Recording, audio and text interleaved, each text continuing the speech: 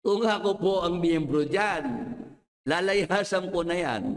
Aalis na ako dyan. Hindi na ako magpapaalam. Kasi yung karapatan, para lang sa kanila yun eh. Sila lang ang may karapatan na yung mga miyembro wala. Pag yung mga miyembro ang may nilabag, may sinuway, eto agad. Meron na agad ipapataw na disciplinary action. Suspindihin or itiwalag. Pero pag sila ang lumalabag, may ginagawang mga kabalbalan, hindi nga umaamin eh. Ang sasabihin na lang, eto nga eh, nag-aayos na ng lakad eh.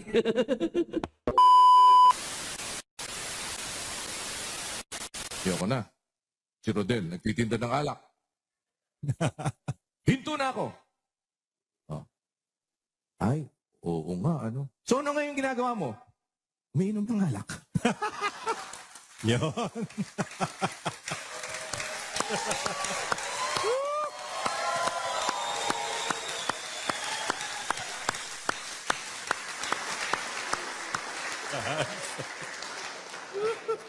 Kung halimbawa, ang ipupula sa'yo ay dahil halimbawa, ikaw ay nagkaroon ng pagkakamali kung nagkamali ka man.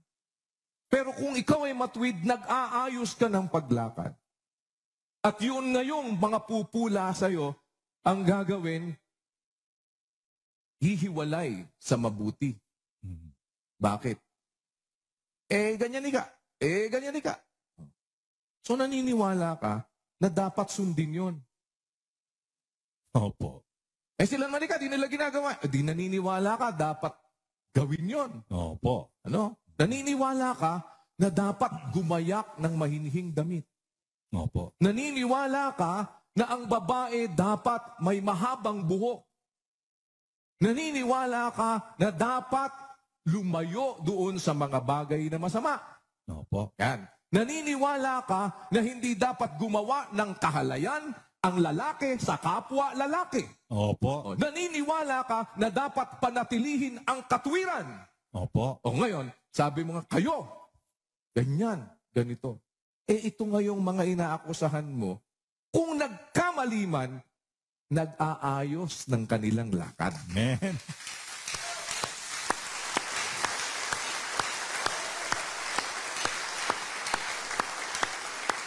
On the contrary, ikaw ngayon na nag-aakusa, although that is granting just for the sake of argument, look what you are doing. Yun. Ikaw ba ngayon ang gumagawa ng katwiran? O ikaw ang nakaburles? O ikaw yung nag-iinom? O ikaw yung gumagawa ngayon nung supposed to be, sinasabi mong kaya ka tumigil kasi hindi nyo yan ginagawa.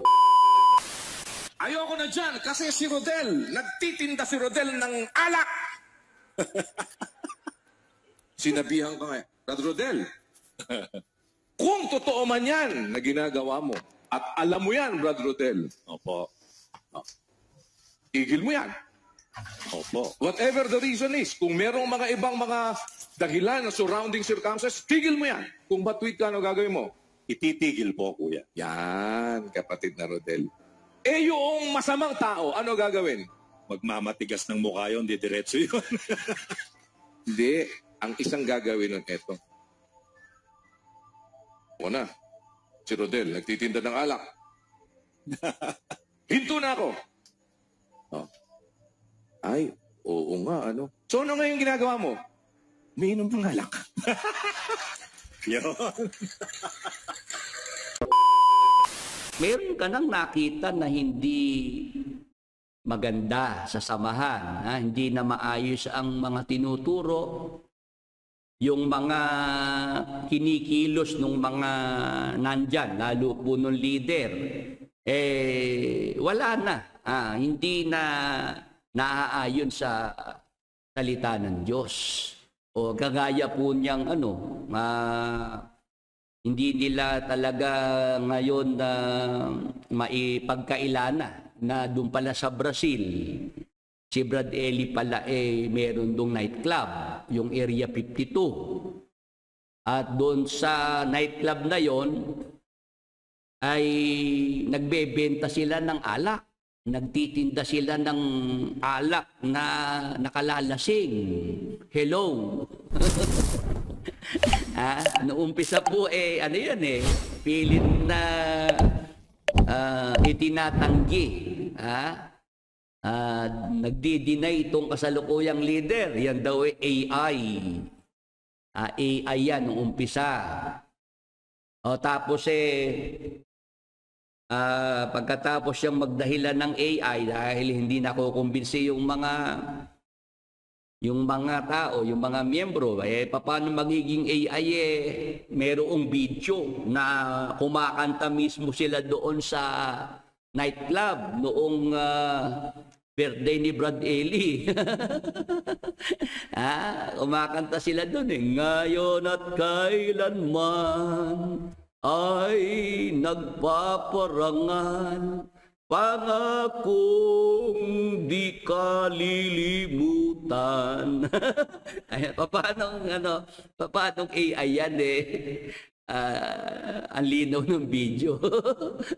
Tapos, ang isa pang ginawang palusot, ano raw yan? Restaurant. Restaurant, naging events place. Yun ang mga palusot na ginawa nitong kasalukuyang leader. Meron na pong mga nag-e-expose na mismong nagtrabaho doon sa nightclub. Doon sa Area 52 na yon, doon sa Salud, na kung saan nagbenta nga, nagtinda ng mga alak. Si Brad Eli na sa doktrina ay ipinagbabawal ni Brad Eli yan. Tinuturo sa doktrina na bawal uminom ng alak at bawal din magbenta ng alak. Kaya yung mga kaawa-awang mga miyembro dito sa Pilipinas na may mga sari-sari store, pinagbawalang magbenta ng alak. Naalala ko yung aking pinsan, si kapatid na Pedeng. Doon po sa Rio Vista Subdivision, mayroong tindahan. Sila Kapedeng malakas yung tindahan nila dati dahil meron silang tindang alak, merong tindang sigarilyo. Pero noong mapaanib na nga po dyan sa ang dating daan, sa doktrina, itinuro na bawal. Huwag nang magbebenta ng alak, ng sigarilyo. O kaya yung tindahan nila kapatid na Pedeng, humina po yun nabawasan po ng mga parokyano, ng mga suki, dahil nawala po yung mga panindang alak at sigarilyo. Tapos, eto po, mga ka-Bible study, noong si Brad Eli po'y pumanaw, ito na nabulgar na nagnegosyo pala ng nightclub si Brad Eli sa Brazil. At nagbenta rin ng mga alak. Nandyan po yung mga video. Mahirap na po talagang yan ay maitanggi. O ngayon, itong nakaraang pasalamat nila, nagpapalusot na naman itong kasalukuyang leader.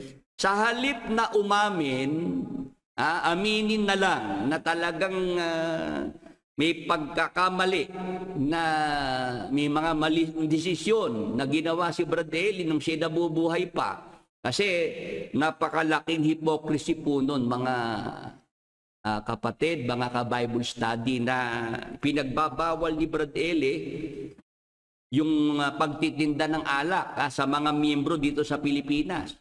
Pero mismong si Brad Eli pala, doon sa Brazil, meron siyang nightclub. At nagbebenta sila doon ng mga alak. Yun ngang tinatanong madalas sa pasalamat si kapatid na Rodel, siya po ay kahero. Siya po yung nasa kaha at alam na alam ni kapatid na Rodel yung pagbebenta ng alak doon sa nightclub sa Area 52. O ngayon, itong si KDR, yung kasalukuyang leader, humihilot nitong nakaraang pasalamat nila. Ano po yung paghilot na ginagawa? Ayaw pa talaga umamin hindi pa rin tinatanggap. Ipagpalagay na halimbawa si kapatid na Rodel,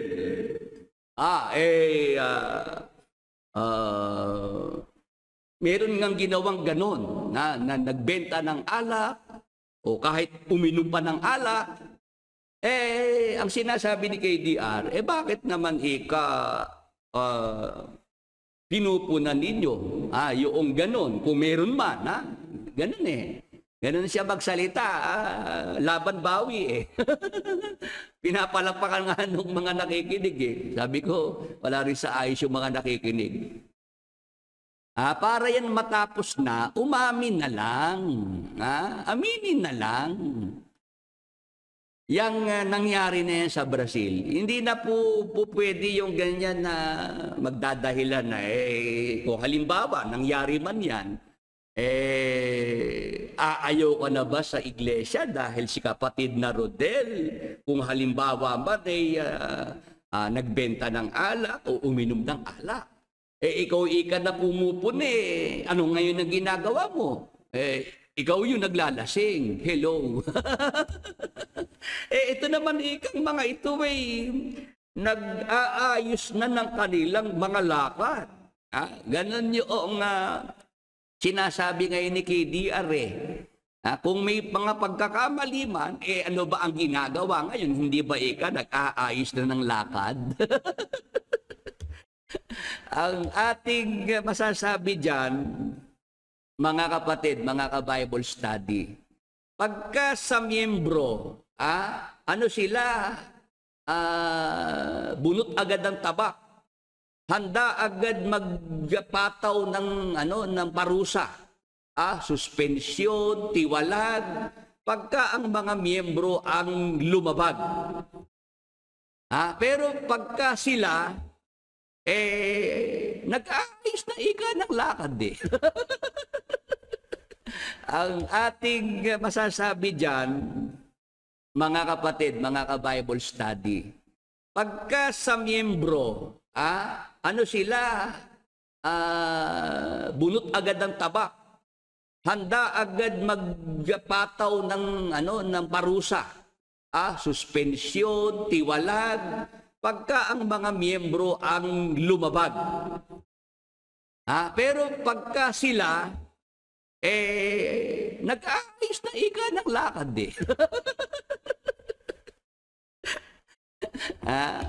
Kung ako po ang miyembro dyan, lalayasan ko na yan. Aalis na ako dyan, hindi na ako magpapaalam. Kasi yung karapatan, para lang sa kanila yun Sila lang ang may karapatan na yung mga miyembro wala.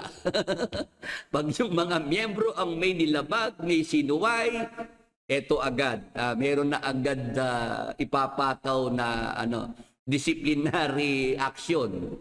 Suspindihin or itiwalag. Pero pag sila ang lumalabag, may ginagawang mga kabalbalan, hindi nga umaamin